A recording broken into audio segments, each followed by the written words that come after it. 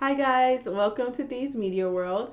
As you can see by the title, today I'm going to review Doja Cat's new album, Hot Past Thursday, November 8th. And I just wanted to get my thoughts on the album. For me, Doja Cat, I have. Well, I was introduced to her probably the same way most people were through the Move song she had last year. And I didn't even voluntarily listen to it. A friend of mine showed it to me, and I was like, oh, this is really funny, and it's actually kind of an addictive, catchy song. And I feel like music today is not as catchy as it used to be. So I followed her, and I'm glad I did because my favorite song by her is probably Tia Tamara, which came out earlier this year, like around February. And I have listened to that song so many times that it's embarrassing. I don't even know how many times I've listened to Tia Tamara. But I think Doja Cat, she is creative and funny, and she doesn't take herself too seriously. But she does take herself seriously. I guess she takes herself seriously in a confident way. Like, I'm confident, I can do this, I can do that. I don't care what you think. But it doesn't come off as arrogant or fake or snobbish or anything. So that's why I was like really excited for her new album. And she changes her style often, so you never really know what to expect next. But it's not like K-pop where you feel like they're stealing like the identity of some music and taking it for their own like pleasure and then giving it back. It just feels like a woman who her album, her music in general feels like somebody who likes various genres of music and can make their own spin on it very well. Like she doesn't just take it and copy it, she makes her own spin on it. So without further ado, I'm sorry, my light keeps going in and out. I'm going to review her album, and I'll talk about the music videos. So the first song on the album, I have my album right here, is Cybersex, which she released a video for the same day as the album. It's probably my least favorite video she did this year, but I still like it. I think it's cute, it's creative. I will say this song and the video do remind me a little bit of Nicki Minaj, which sometimes that can't be helped when you're like semi-black. She's mixed, but a black rapper doing like sexual things and talking about certain ways. It does remind me a little bit of that. But besides that, I like her soft singing voice. Cyber sex is not something I feel I hear often in music, surprisingly. So I thought that was funny. The video is funny. There's like a part where she's on the webcam and somebody says, "Can you do Sailor Moon? Can you do this?" And that just was really funny to me. It's a fun poppy number. Not my favorite. I put it a 3.5, but it's grown on me on the last couple of days. Um, there's no real I really like her flow for this. Sorry, I was reading that. I really like her flow for this song, and it reminds me of the song "Fan Mail" by TLC. God, that was like Fan Mail. That album had to have come out in like 1999. And the reason it reminds me of that song is that song is about like fans loving you, kind of. And it sort of reminded me a little bit of this. And the futuristic aspect is a little bit in there too. So yeah, and my favorite lyric, I have my favorite lyrics written down. She said, "I can't scroll down some of them D's because my parents going to look through my S, through my stuff." So I thought that was funny. You know how that goes. Number two, so 3.5 for Cybersex. Number two is Fight, featuring, I want to say, Smino, who is a feature. There are only 3 features on the album, which is another thing I like. Some artists have like 50 features on their art on their songs. She sings a good chunk. Actually, she sings everything on this album basically. But there's only like in the features that she has, there are other rappers. So this rapper is on here. He doesn't do much for me. He actually sounds like a woman, so I thought it was a woman rapping. But this song is about basically saying that don't screw me over or I'll be like an angry cat sort of thing. I will bite you. But don't assume that I'm hard and I'm gonna be angry from the jump. You just sort of have to just don't screw me over kind of song. Like, and this is something I think is nice to hear. It starts up kind of innocent and it gets kind of harder over time. And I liked it fine. My favorite lyric was, "I'm 5'3", but I make that guy 4'2", and that was funny. If he screws her over, she will literally shorten his life and shorten his body. Number, I gave it a 3 out of 5. It's caught on to me a little bit. Before I would have given it maybe a 2, but I like it. But number 3 is Rules. So this is a video. This is a song she had a video for. I want to say about a month ago, pretty recently, and I had to watch the video twice to understand it. Basically, she's a cat for like the first half of the video, and she has mice working for her, and she's like in the drug, like the mice drug game, I think. And she gets paid in mice, or they're supposed to give her mice. It's actually kind of funny when you watch it.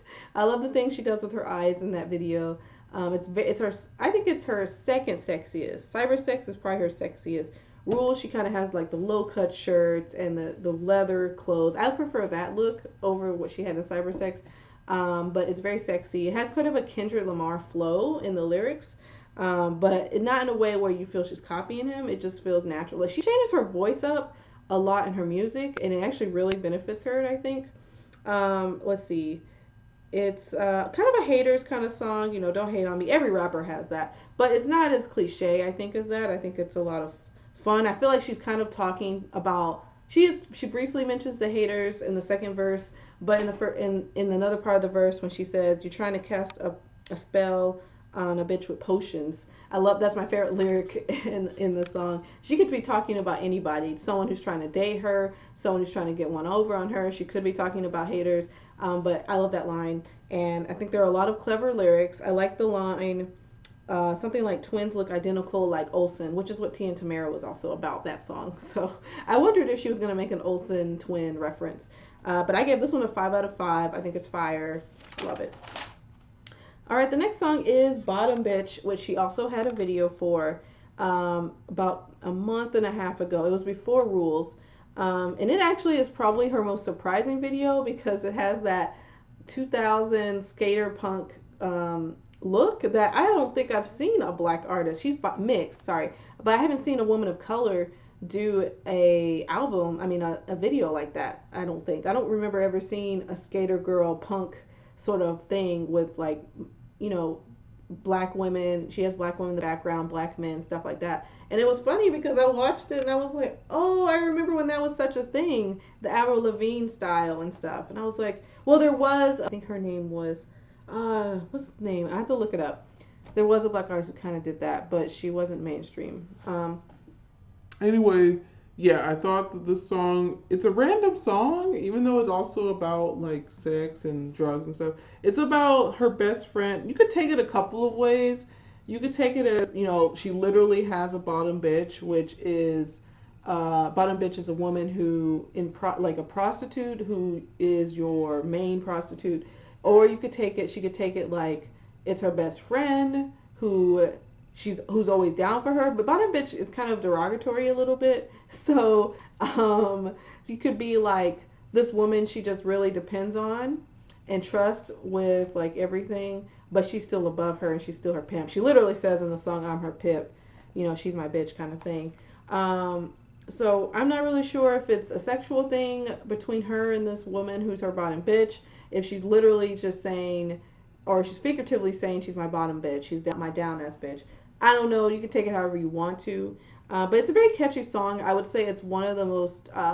It gets stuck in my ear like out of nowhere. Like I can hear it spinning in my ear right now. Actually, in my head right now. Ooh, that's my yeah. Like that song is very catchy. I gave it a 3.5 out of 5. It's not. I like the song, but it's the kind of song I don't think I would pick to listen just by itself. When I play the album, I wouldn't skip it, but I would leave it on, but I don't have a desire to just listen to that song by itself. So, next, possibly my favorite song on the album. There are 3 other songs that could top it. Is Say So. I didn't even write, for Bottom Bitch, my favorite lyric was, she ain't no rat, she possum. And whatever that means, I put is my favorite. This is the most that Doja was really going to be switching it up. There's not saying it has sort of that 70s, 80s like pop sound that like I don't know. You just when you listen to the song, you just picture yourself on a skate on the roller skates at the skating rink. It's that song. And you know what I'm talking about? Like it reminds me a little bit of "Blow" from Beyonce, where it's like when she's skating, not the song itself, but when she's skating and stuff. It has that feel of like I could be skating and listening to the song, or I could be doing my makeup, getting ready for the song. It's a very um, cute but like soft, and that's another thing. The biggest thing about this song is that it's soft. She has great singing. Like I didn't know she could sing like this. She has a very noticeable voice when she raps. When she sings, it's a lot more subdued, and it works perfectly. I like that soft singing sound. I think her tone and pitch was great. um, Her first verse she sings it, and then she's her second verse she raps it. And I know Nicki Minaj did that sort of thing. She sang the chorus and rapped the verse. But I don't know if she's done like a first part of the song I'm gonna sing it. Second half I'm gonna rap it. And in the end I'm gonna do whatever. Like I don't know. It's just a surprise when I heard this song. And I loved it. This was the song I loved the first like 5 to 10 seconds of it. I was like, yes, I need this kind of song on the album.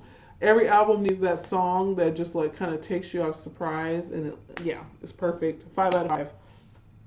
After that song is Like That with Gucci Mane. Apparently this was hyped up. Like they didn't say who was going to be featured on this song. Some people thought it was Nicki Minaj. I kind of knew it wasn't going to be, but I didn't know who it was going to be. It's Gucci Mane. This song is short. I think, let me check. It is 2 minutes and 43 seconds. And it's a featured song. And I was kind of impressed because featured songs are usually like long. So I think she has a verse, he has a verse, and then if I'm not mistaken, there's an outro. It's a short and sweet song. This song, I didn't write any of my favorite lyrics. I forgot to, but it has a really good chorus. It's cute. It's chill. It's kind of chill. It's like Say So, where it's kind of between chill and hype. Gucci's verse was good. Her verses were good. It's cool. I gave it a 4 out of 5. I would listen to it. I would choose to listen to it, but it's not like my first choice. All right, moving on. The next song is Talk Dirty, which is my least favorite song on the album. This song to me was kind of like wasted potential when it comes into the lyrics. There is a lot of repetition, which repetition happens in pop music or rap music, but here it's like, no, I think you could have done a little bit more with that. A lot of the use of grinding, kitty, the chorus is super repetitive. It just didn't do much for me. I did like the faded mic sound. I think that was at the beginning of the song. The verse is much better.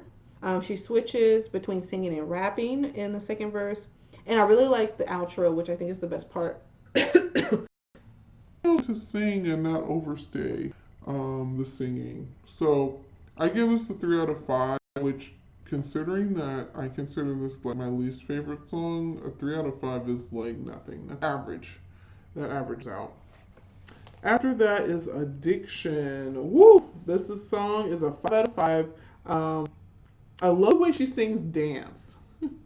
And that's what I wrote as my favorite lyric of the song. My favorite lyric of Talk Dirty was when she says, phone sex good, that's why I phone back. iPhone, the cell phone, yeah, that's clever.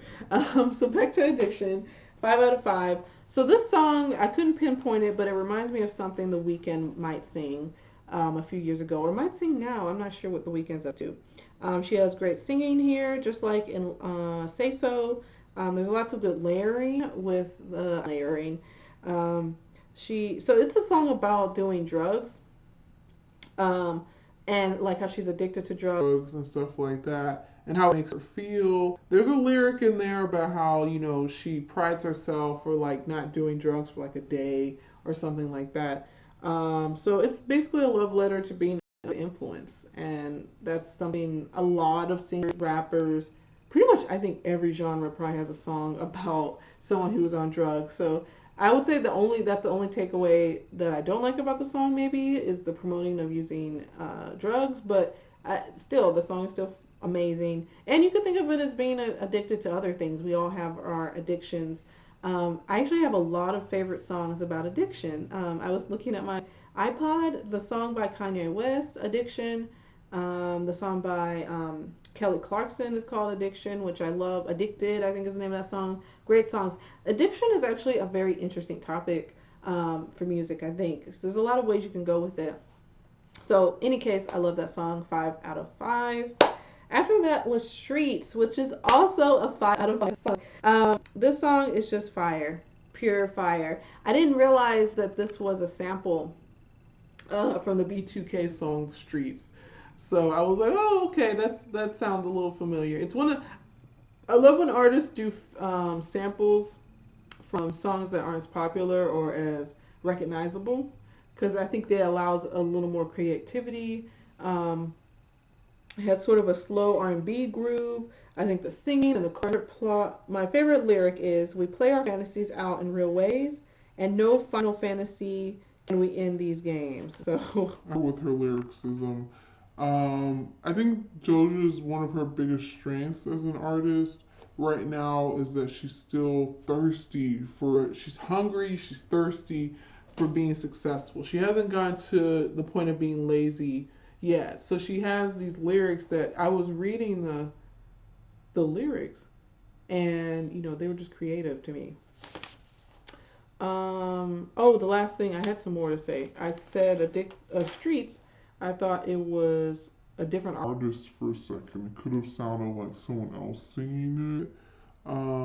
And she does that thing where verse 1 she sings and verse 2 she raps. I think that's a great method for her, because I enjoy both.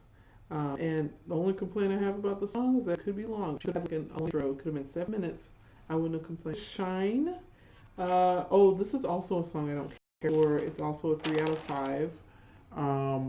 It's okay. There's a lot of auto-tune. I'm not a fan of auto-tune. It's not bad. It's not great. It's not special to me. I do like the message about shining and, kind of being your own person and being unique if you take it that way with the lyrics. But it's alright. I didn't have any favorite lyrics for this song. It's fairly forgettable. And then the next song, there's 2 more. Better Than Me, which I gave a 4.5 out of 5, which I could honestly raise it to a 5. It's teetering between those two. This song is awesome. It can easily get stuck in my head. It's all, her singing is also really good, and I'm very picky with singing. I don't give anyone a free pass just because they try to sing, but somehow she pulls it off. I want to see her live just to see how she pulls some of these songs off, because there is singing and rapping. The verse is really good. The song is about how you take it 2 ways, but my interpretation of it is like when someone broke your heart and they left you for someone else, and she's saying that they're not better than me. And my favorite line, I actually have 2 sets. One line is, she says she got no finesse, she just gets undressed, talking about the other woman that her lover left her for. And the other line I like is, they call her a trick because all she got is illusions. I was like, damn. That's a great line. So it's a nice FU kind of song without it being overly angry. And we all have those kind of feelings when you hate, maybe you don't hate somebody, but you think of an ex or somebody who did you wrong, but you're not mad about it. You're not completely over it yet. So that works. All right. The last song on the album is Juicy, which is probably the one everyone knows the most about. She did this with Tyga. She actually has a verse, like a third verse of her own. If you go on Colors, their YouTube channel, and you look up, heck, if you just put Doja Cat Juicy by herself, and she has like 3 verses instead of 2. Some people prefer the Tyga one. I prefer the Tyga one. It's fine. I'm used to that one a little more. And I've listened to this song a lot of times. It's the one that when I played this album for my friends a few days ago, and they all were like jumping and dancing and stuff, because it's that kind of song. It's perfect single off the album to get someone's attention. It's the kind of song you could hear at a bar, you could hear it at a club. It just has that energy to it, and it's fun. And the message is, of course, it's about butts. But in the video, she actually has 2 girls who don't have huge butts. Well, one is kind of plus size and one is kind of small. Instead of them all being big butt. With the video, it's cute. That's my favorite one. I like her cherry costume too. And I like the creativity with it. Yeah, like when When you think of Juicy, you think of fruits, but she made it kind of weird. So I appreciate that. Repetition. Somehow it works in this song. It's like the perfect amount. My favorite lyric is "I eat that lunch." I love how she says that. I don't know why. That's my favorite lyric from that song. Tiger's good too. His lyrics match what they're talking about because sometimes rappers will just be talking about something totally different. Um, no Cats is super catchy. I could listen to it. I probably have listened to it 20, 30 times, not tired of it. And I think that's the biggest compliment I can give Doja Cat's music and most of the songs on this album is that I can listen to them and not get tired of them. Like, I think Juicy, Better Than Me, Say So, Addiction Streets, um, Not Bite Rules, Cyber Sex. Like, I can listen to those 100 times and not really get tired of them. I've listened to the album in its entirety like 7 to 10 times, and I could listen to it again right now. I think it's a great album. If you're a fan of Doja Cat, I would highly suggest buying it. I bought it before I even listened to it, so I know that's rare these days because we have Spotify. Heck, they even put the album on YouTube for you to listen to. I'm sure you could listen to it somewhere else, but I would suggest buying it because I would love more music like this. The variety is important, I think, on albums. I mean, I have some artists that I love, but it's like I have to be in a certain mood to listen to their album because it's the same kind of feel throughout it. You can't really distinguish the different songs. The album is fun. It's nothing heavy. There's nothing about politics or the state of the world today or anything. It's just fun music. Let's see. And I did this. You can friends and have it in the background. I did a game night recently with some friends, and it was perfect for that. We listened to the whole thing like twice. My friends were really feeling the album. I was really happy being feeling it. Let's see what else. She has fun with her voice, which is not something I hear often these days, and I really like. She doesn't use many features, which I really appreciate. That might change in the future when you become more mainstream, because I think this is going to skyrocket her to mainstream. You know, after Moo, everybody's been paying attention to what she's doing. So I think she might have more features in the future, but none of them overpower the song or are the highlight of the song. Like if I took out the Gucci Man verse and the Smino verse and even the Tiger verse, still would have been a great song without them. The songs don't depend on them to make them good. They have the beats, they have her singing, they have her lyrics that she uses. The way she decides how she wants to sing each song is pretty interesting. Let's see. I don't think it starts off the strongest. I don't care for Cyber Sex as the first song on the album. It's not going to catch your attention super quick. But if you hang on to like the third song, which is Rules, fire from there on. My favorite song is Say So for the sense of the first like 10 seconds, I was in love with the song. I was jamming. I was driving and I was jamming while I was listening to it. Even though Streets and Addiction are also my favorites, Say So just it grabbed me first.